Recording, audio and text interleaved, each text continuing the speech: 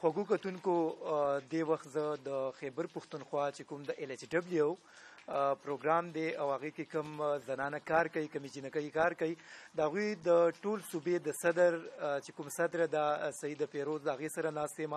ډېر زیات مشکل دی، په دې اړه باندې به خبرې کوو چې د دوی څه قسم مشکلات دي. دوی نه وپوښتو چې د دوی مشکلات څه دي. السلام علیکم جی. السلام علیکم. لومبۍ خو راته چې دا ووایي چې ستاسو چې کوم LHW پروګرام دی یا کوم د پولیو پروګرام تاسو کوئ هغه روان دی، څه قسم مشکلاتو سره تاسو مخ یې؟ ځکه چې زموږ صوبه کې خو دا په دې وخت کې د ټول نه غټ ایشو چې دغه پولیو ده.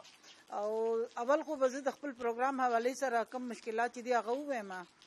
لکه د بنیادي کار چې کوم دی، بنیادي صحت دا زمونږ لیډي هیلث ورکر کوي او ټولو نه ښه کار او چې کوم د هغې کوم ریزلټس راوتي دي نو ټولو نه ښه. نو هم د لیډي هیلث ورکرز چې کوم دغه راغلي کوم کارونه کړي د هغې په ترو راغلي دي، ډېر ښه ریزلټس یې راغلي دي، خو هغوی ته د هغوی مراعات نه میلاویږي. ټول نه غټه لکه مسله چې دا مایوسي چې زمونږ په طبقه کې چې کوم د لیډي هیلث ورکرز کې دا نو دوی ته تنخواه په ټیم نه میلاویږي. لکه څنګه په ټایم؟ مطلب هره میاشت نه میلاویږي؟ بالکل 3 میاشتو 4 میاشتو تنخواه چې جمع شي، چې کله موږ شور جوړ کړو یا چا سره ملاقات وکړو یا لاړ شو چوکونو ته روزو یا میډیا له ورکو، نو هغې نه پس دوی موږ ته 1 یا 2 تنخواګانې راکړي. او چې دوی ته پرې څومره سخته ماحول کې، پرې څومره سخته حالاتو کې دوی ته کومې مسلې درپېښې دي نو هغې نه ټول ښه خبر دي.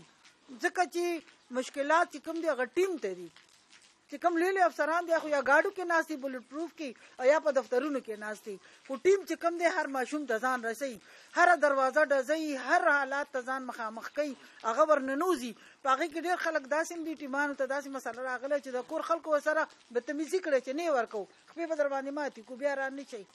هغې نه باوجود ټیم بیا هم هغه کور ته تللی دی، ځکه چې د هغوی په ډیوټۍ کې دا شامل دي چې بیا بار شي.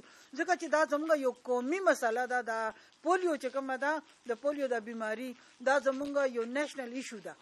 داسې هم چېرته کې راغلی ده چې چېرته کې دمکیانې تاسو ته میلاو شوي یا څه خطر سره مخ شوي یئ؟ ځکه چې تېر کال هم ډېر داسې بریدونه شوي د پولیو په ټیمونو باندې، چېرته کې خوب محسوسوئ چې تاسو کله ګرځئ په دغه کې بهر؟ جی بالکل، ولې نه، موږ ته لکه دمکیانې میلاویږي، وایي چې دا کار پرېږدېږي نو واب هم لوزو انانیمس، لکه څه داسې نوم پینې خطونه خلکو ته غورځېږي، په دیوال ورته ولګوي، په تمبو ورته ولګوي چې که په پولیو کې ډیوټي کوئ که نه نو واب هم لوزو.